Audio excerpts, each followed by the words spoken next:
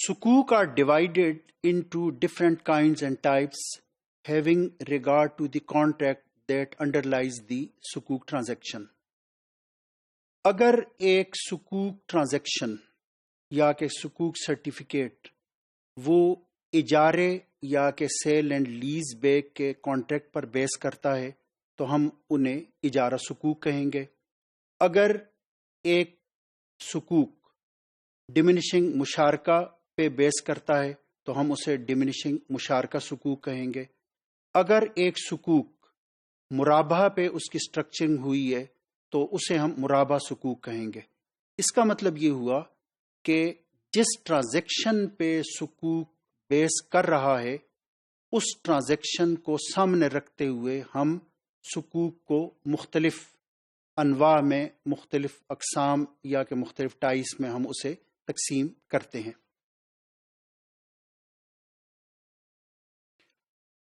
سکوک کی ایک پرومیننٹ قسم اجارہ سکوک ہے.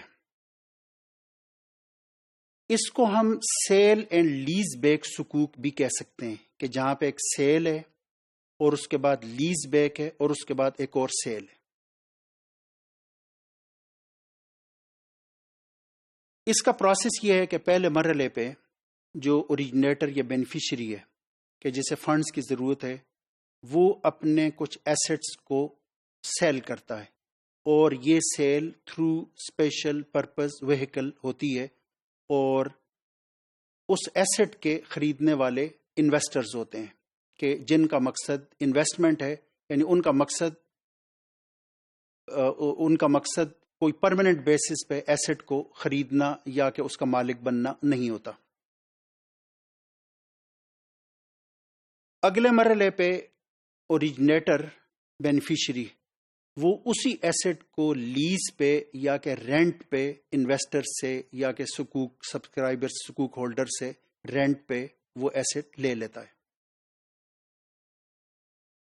اوریجنیٹر رینٹ پے کرتا ہے. یہ رینٹ پیمنٹ منتھلی بیسس پہ بھی ہو سکتی ہے، کوارٹرلی بھی ہو سکتی ہے، سیمی اینول بھی ہو سکتی ہے اور اینول بھی ہو سکتی ہے. اور یہ رینٹلز اسپیشل پرپز وہیکل کے ذریعے سکوک ہولڈرز کو دیے جاتے ہیں.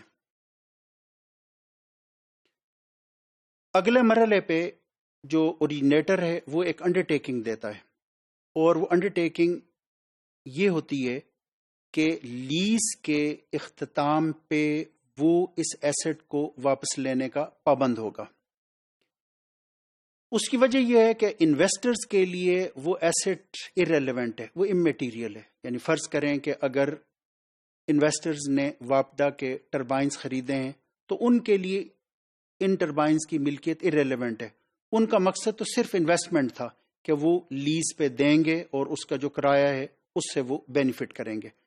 تو لہٰذا یہ ضروری ہے کہ جو اوریجنیٹر کہ جس نے سکوک ایشو کیے ہیں یا کہ جس نے ایک ایسٹ بیچا ہے وہ ایک انڈرٹیکنگ دے کہ لیز پیریڈ کے اختتام پہ میں تم سے یہ ایسٹ دوبارہ لے لوں گا. اور اس انڈرٹیکنگ کو ایکسرسائز کرتے ہوئے اگلے مرحلے پہ اوریجنیٹر اس ایسٹ کو دوبارہ انویسٹر سے سکوک ہولڈر سے وہ خرید لیتا ہے اور اس طریقے سے یہ ٹرانزیکشن کنکلوڈ ہوتا ہے. یہاں پہ یہ بات ہمیں ذہن میں رکھنی چاہیے، وہ یہ ہے کہ سیل ٹائم اسپیسیفک نہیں ہو سکتی ہے، اجارہ ٹائم اسپیسیفک ہو سکتا ہے.